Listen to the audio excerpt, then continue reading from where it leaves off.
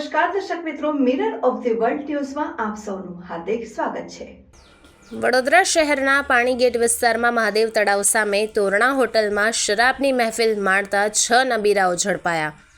પાણીગેટ વિસ્તારમાં પોલીસને પેટ્રોલિંગ દરમિયાન મળેલ બાતમીના આધારે શાસ્ત્રીબાગ 4 રસ્તા નજીક આવેલા મહાદેવ તળાવ સામેના તોરણા હોટલમાં શરાબની મહેફિલ માણતા 6 ઇસમોને પકડી પાડી કાયદેસરની કાર્યવાહી હાથ ધરવામાં આવી છે।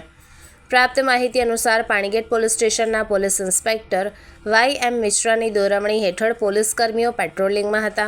મળેલ બાતમીના આધારે શહેરના પાણીગેટ પોલીસ સ્ટેશન હદ વિસ્તારમાં આવેલા શાસ્ત્રીબાગ 4 રસ્તા નજીક મહાદેવ તળાવ સામે આવેલા તોરણા હોટલમાં 6 જેટલા ઇસમો શરાબની મહેફિલ માણતા ઝડપી પાડવામાં આવ્યા હતા।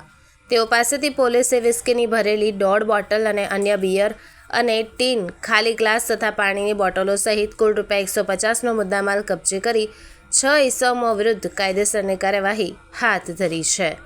પકડાયેલા આરોપીઓના નામ નારાયણ બાબુરાવ ઢમઢેરે, મેહુલ નરેશભાઈ જોશી, જીગર રાજેશરાવ કાબડે, પ્રશાંત હર્ષદભાઈ દુમાળ, હિમાંશુ અનિલભાઈ જોશી અને રોહિત મનોહરભાઈ દુમાળ નાઓ પકડી પાડવામાં આવ્યા છે। નહીં પકડાયેલા આરોપીઓમાં ધર્મેશભાઈ માળી અને અભય યાદવની તપાસના ચક્રો ગતિમાન થયા છે।